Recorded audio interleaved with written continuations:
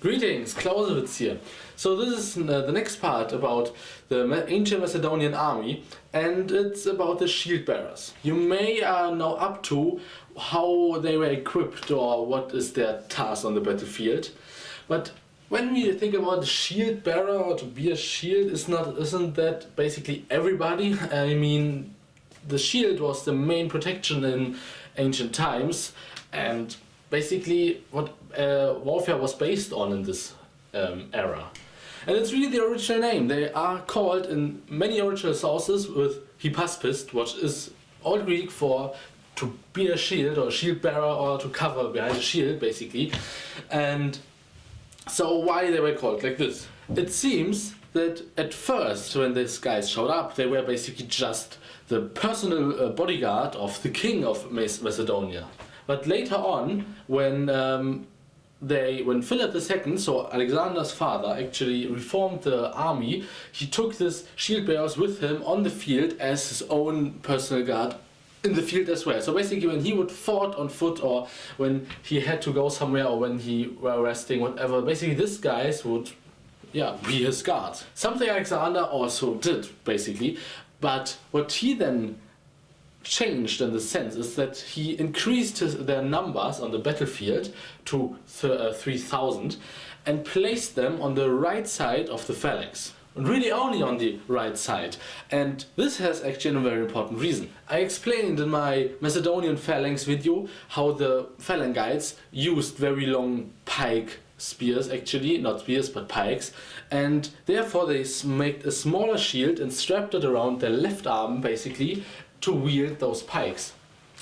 So, but now, when you think about it, here I have a shield, I have my pike here, and this guy, and also, the right side of the phalanx is basically unprotected, not the left side, because everybody on the left side, on the very left side, on the whole phalanx, is a line of soldiers with a shield on their left arm, but right is nothing.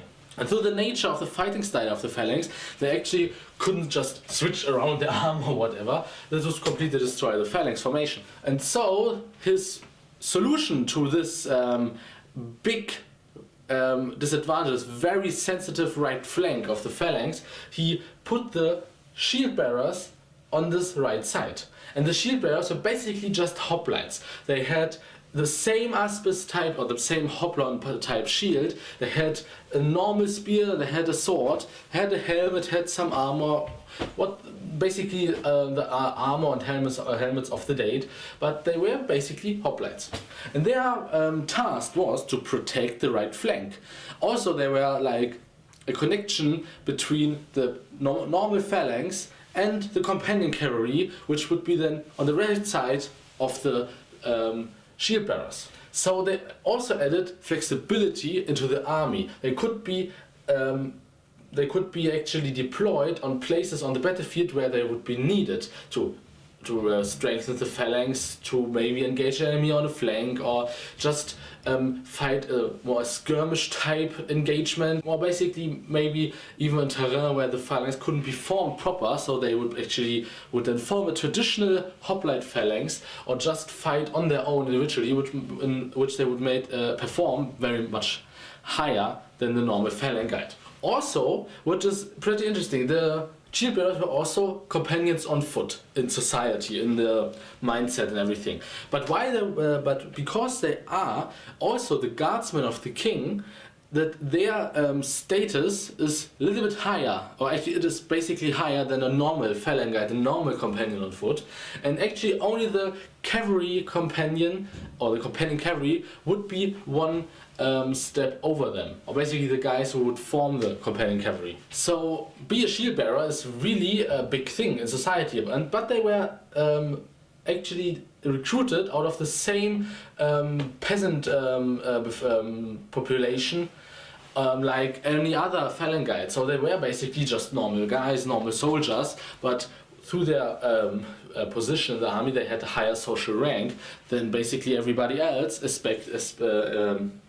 except the companion cavalry. So now the title shield bearer makes a lot more sense. Basically they bear the shield for the king to protect him, especially in sieges or so. They could deploy it on very different occasions, and actually would protect the king when he is on foot, also on the battlefield if he is on foot. And actually they also are bearing the shield for the phalanx guides, basically, to protect their right side, especially against missiles. Of course the right flank, or basically every flank of a Macedonian phalanx, or basically of everybody, is pretty sensitive, or pretty vulnerable. And these guys have to ensure that actually they don't get killed on this side, that they don't get pushed away, and can be also used flexible. So pretty Legion similar stuff, or Legion-like stuff. Also the veterans of the shield bearers were very high valued and renowned as the elite of the soldiers, of the companions on foot, and they would actually, I'm not sure if they would get them or if they would allowed to modify the shield, but they would put some steel or silver parts on the shield, and then they were basically called silver shields, which is related to later when Alexander died and his empire was divided into different parts, and basically his generals, his trusted advisors would then be like ruling different parts of the empire and fighting against each other, and some of them had basically phalanx guides, which would be like the guard or the guard phalanx guides of them, or the elite